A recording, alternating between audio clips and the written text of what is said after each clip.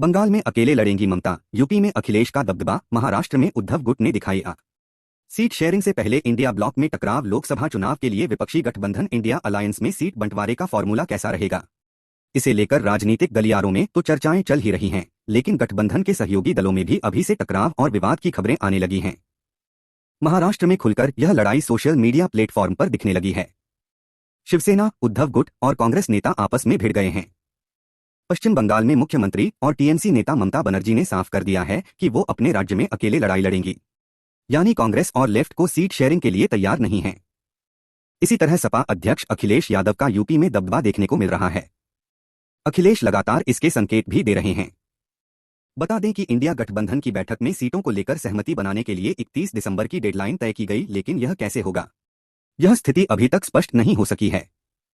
पंजाब, दिल्ली से लेकर महाराष्ट्र, पश्चिम बंगाल और यूपी तक में सीट शेयरिंग पर पेंच फंसा है और अलायंस में शामिल पार्टियों के स्थानीय नेताओं में टकराव देखने को मिल रहा है। हालांकि दिल्ली की बैठक के बाद कांग्रेस अध्यक्ष मल्लिकार्जुन खड़गे ने कहा था कि पहले राज्य स्तर पर सीटों का मसला सुलझाने की कोशिश होगी, वहां बात नहीं बन पाई तब इसे दिल्ली में सुलझाया जाएगा। दिल्ली और पंजाब जैसे राज्यों में जहां दिक्कत है वहां समस्या कैसे सुलझाना है ये बाद में तय किया जाएगा। अब डेडलाइन में सिर्फ एक दिन ही बाकी है। महाराष्ट्र कोई भी हिस्सा छोड़ने को तैयार नहीं। सबसे पहले बात महाराष्ट्र की करते हैं। यहां इस बात को लेकर चर्चा है कि महाविकास अघाड़ी में शामिल दल कांग्रेस, उद्धव गुट और एनसीपी में सीटों का बंटवारा कैसे होगा। राज्य में कुल 48 लोकसभा सीटें हैं। उद्धव ठाकरे गुट की तरफ से 23 सीटों की मांग की जा रही है। इसकी सूची तैयार कर ली है। हालांकि अलायंस में शामिल कांग्रेस इसके लिए तैयार नहीं है। अलायंस में प्रकाश अंबेडकर की पार्टी भी आएगी। हर कोई अपना हिस्सा चाहता है, कोई भी हिस्सा छोड़ने को तैयार नहीं है। सोशल मीडिया प्लेटफॉर्म एक्स पर सीट शेयरिंग को लेकर उद्धव गुट के राज्यसभा सांसद संजय राउत और कांग्रेस नेता मिलिंद देवड़ा के बीच टकराव देखा गया है। संजय राउत ने कहा, कांग्रेस 0 से शुरुआत करेगी।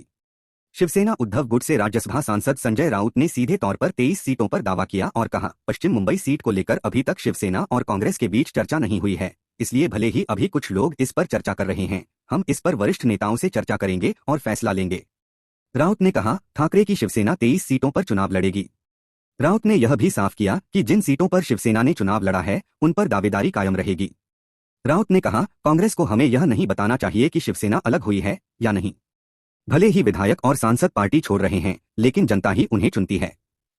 23 सीटों पर शिवसेना ने स्थायी रूप से चुनाव लड़ा है और उनमें से 18 पर शिवसेना के उम्मीदवार हैं। अब भले ही कुछ सांसदों ने शिवसेना छोड़ दी है, लेकिन उन्होंने मजबूती से कहा कि शिवसेना 23 सीटों पर चुनाव लड़ेगी। दिल्ली में चर्चा चल रही है। संजय राउत ने कांग्रेस की आलोचना की और कहा, आपने कौन सी सीटें जीती हैं। महाराष्ट्र में कांग्रेस 0 से शुरुआत करेगी।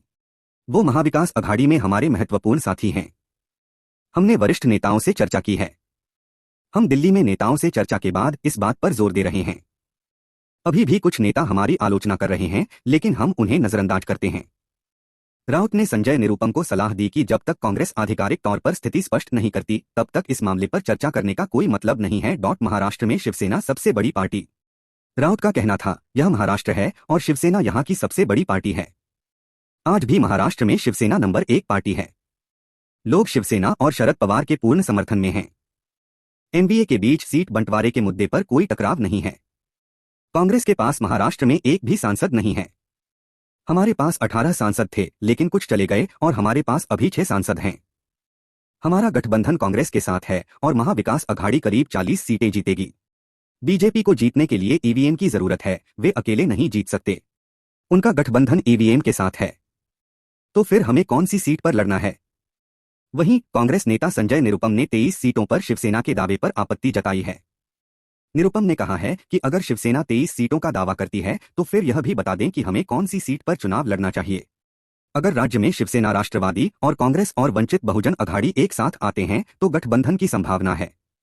अगर महाविकास अघाड़ी का कोई घटक दल ज्यादा सीटों पर जोर देगा तो नुकसान की संभावना है। 23 सीटों के लिए नेता कहां हैं। कांग्रेस नेता संजय निरुपम ने कहा है कि शिवसेना उद्धव बालासाहेब ठाकरे अब काफी कमजोर हो गई है। 23 सीटें देने का सवाल ही नहीं उठ रहा है। उन्होंने पूछा, वो 23 सीटों का क्या करेंगे। उनके सारे नेता चले गए हैं। उनके उद्धव ठाकरे उम्मीदवार कहां हैं। अब कोई नहीं जानता कि महाराष्ट्र में उद्धव ठाकरे के पास कितने वोटर हैं। कांग्रेस का कहना है कि पूरा देश जानता है कि कांग्रेस के पास कितने वोटर हैं। हमारे पास भी नेता, कार्यकर्ता और वोटर है। एक दूसरे की कमियों को पूरा करके और एक दूसरे को साथ लेकर हम मजबूत होकर सामने आएंगे और बीजेपी को रोकेंगे। अगर हमें बीजेपी को रोकना है तो आपस में लड़ने से काम नहीं चलेगा। निरुपम ने सलाह दी, निश्चित रूप से न सिर्फ कांग्रेस बल्कि सभी दलों को समझौता करना होगा। कांग्रेस नेता संजय निरुपम और मिलिंद देवड़ा का कहना है कि शिवसेना के अधिकांश सांसद अब एकनाथ शिंदे गुट के साथ हैं और कांग्रेस अब महाविकास अघाड़ी एनडीए गठबंधन में सबसे बड़ी पार्टी बन गई है।